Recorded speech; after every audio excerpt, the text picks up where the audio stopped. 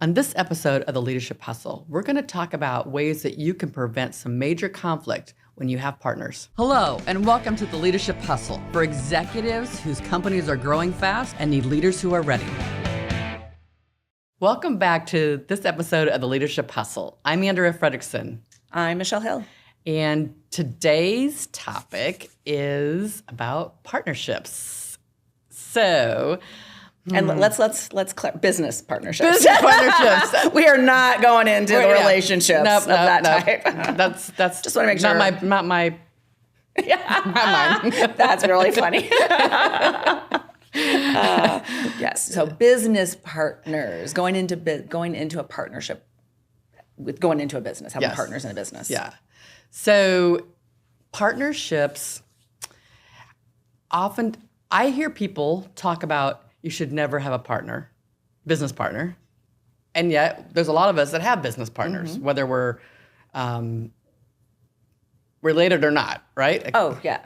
There's a lot that are not related, actually. Right. I would say I probably bump into more that are not related if they're that first generation of the business. Yep. And they could be their spouse.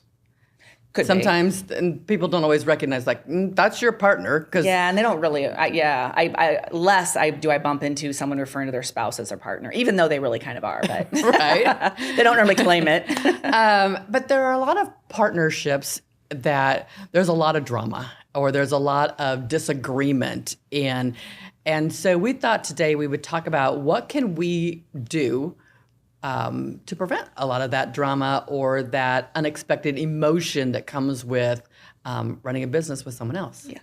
Because it's, when things get started, their passion and everything's there. But, as things occur, we grow and dynamics change.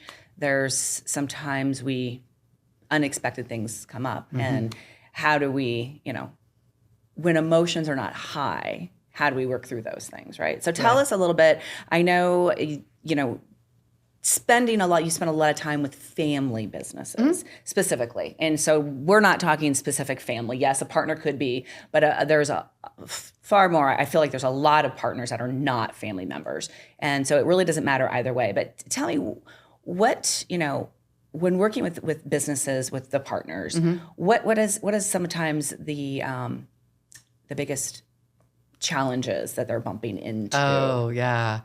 So hopefully many of them have had good legal counsel, and they when they put their articles of incorporation together or whatever those documents are that they want up front, that there is as much of an exit strategy as there is how did we get into business. And things that would go into that is how much money are we each putting into the business? How much more will we be putting into the business? Some of those kinds of decisions, but not all of them do. Correct. Right? And so the struggles that people tend to have are, one, related to debt and loans, right? Investments. They're related to what happens if we disagree? What happens especially if it's a 50-50 business. Yes. Or even if one owns more than the other, does one vote have more weight than the other? Or is it not? Defined, yep. So then there's conflict resolution. There's also, at what point does family get brought in and under what circumstances? And so if you bring in family, now when I think about this, there's a lot of times where it's like, hey, my kid needs a summer job. This is very common, yes. Or a holiday job. And so I'm bringing my kid in. They didn't tell. It's like, I didn't know you were bringing kid in. Yeah. I was like, what's he going to do? Who's paying him or her, right? Yeah. And so those are those conversations. Is this a part-time gig? Is this a full-time gig? My kids are only 3, so they can't come in. So there's what is the decision about bringing family in, regardless whether it is a spouse, an uncle, a in-law, a kid? What's that? How's the pay? What do the employees need to know about those kinds of things? Well, and I would say it happens really easy. That the person with the oldest kids, right? Yeah. But and so then when that person's child now maybe has spent quite a bit of time in the business by the time the other partner's kid starts getting into it. So does that automatically mean that the partner that first brought their kid in, that their kid is going to be their successor, or Right. what does that look like? That's where emotions, because not only are you talking about someone's business, Right. you're talking about their family too, right? Oh, yeah. Now we're And- talking intimate. Yes. And this is where these conversations, there can be very high level disagreement. I mean, it can really damage. And you're already partners. Yes. And you already have other issues. Usually there's something going on, right? Right. So then bring in these layers. And this is where that whole being proactive. Right. So tell us about what does that look like? So one of the things that we recommend when you go into business, even if it's for yourself, is you start crafting a document that lays out some of these decisions. Now, this document can be called lots of different things. I've seen it or heard it called Code of Conduct, the Family Constitution. It is the Family Charter or the Business Charter.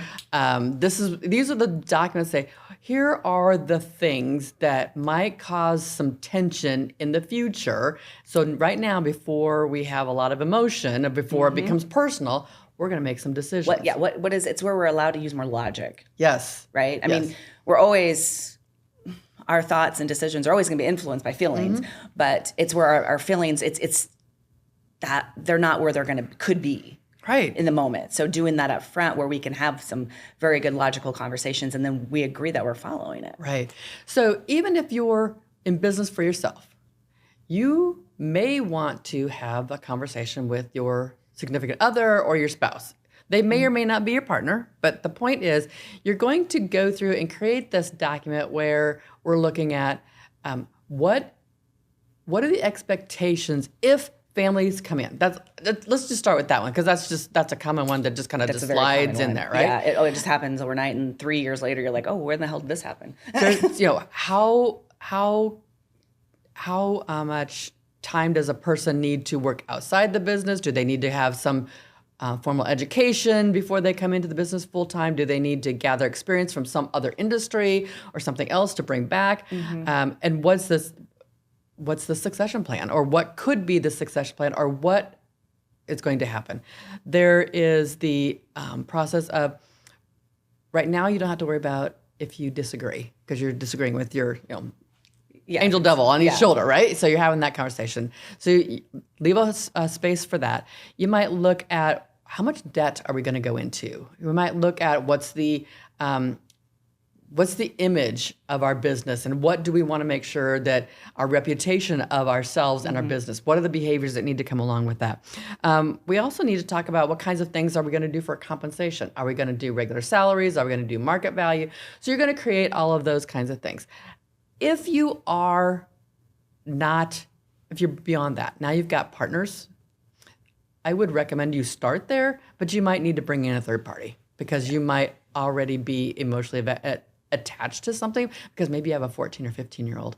You're like, this is coming close, right? This is obviously, you should have, what are we going to do to resolve conflict? What are we going to do, with regard to money? Who's going to be able to do how much? Or if we say, no more money goes in, we're going to take loans, but no more loans other than X, right? So we're going to look at that. So I think that there's some documentation that we can create with that. But the most important aspect of this is not just what the decision is, but what happens if somebody violates it. So the violation is, when I bring this up, people look at me like, what do you mean? It's just the two of us. Yes, I'm a partner. So we look at, do we need to bring in a business coach that can talk through and be a referee? Do we need to bring in arbitration? There are companies or families that have to bring in an arbitrator to do those kinds of things. But you've got to have if this happens, this is the next step. Just to say this is the decision isn't going to be enough. Yes. So when, looking at these details as you talk about, bringing in family members, do you often find that it's going to involve, do they, how are they compared to their peers? Because when you're in a partnership, again, family or not, we also more often are going to have other employees. So what impact do we want to have this on the employees? How are they maybe, what are their benefits versus the non-family? That's compensation. Partner? Yeah. And so we want to make sure that we're up front saying, are we going to have different compensation than the employees? And I tell you, the number of employees or the number of businesses like, oh no, we're going to be the same. And if I look at their books are like, oh, but there's an extra vehicle. There is dividends that are paid out. Their bonuses are bigger. So, and the people, you can do that as long as the two of you agree. The point is, you understand, what are we doing together? We have to agree on what we're doing and be okay with those decisions. Now, I'm working with several family businesses, and as they go through these conversations, they may decide, can we change this? So we need to review the Constitution at least every year as a council and say, do we agree with this or do we not agree with this? Or has there been some change? Now, that doesn't mean there won't be disagreement. That doesn't mean there won't be some emotion in that. But if it's already written, that's what it is. Yes. And so then it's a different conversation. Right. Yeah. And if you have spouses, they need to know what those expectations are up front. You can't surprise them. It's like, oh, we have this Constitution that we agreed upon. And it's like, when were you going to tell me that? When I always thought our kid could go to work because you own part of the company. It's like, they can't, but here's the rules. But you never told me that. I mean, I've heard these fights before. Yes. Or even they maybe want to come into the business. Right. At some point. And what does that look like if a spouse chooses to? Right. Or wants to, has a desire, right? So this document, and it doesn't have to be lengthy, it doesn't have to be super professional, it simply has to be documented and that you both agree with it, or the partners need to agree with it because it'd be more than two partners. This done early on in the business concept is so critical in establishing expectations on the emotional kinds of things that families and or people need to understand as they're building their business. Yes. So good. This, again, I love family businesses, and I understand that not every business goes into business to be a family business. Sometimes they just evolve there. And I think that the sooner you can get some of this information out there and documented, the better. Yeah, definitely. So thanks for joining us on this episode of The Leadership Hustle. Don't forget to subscribe so you never miss another episode.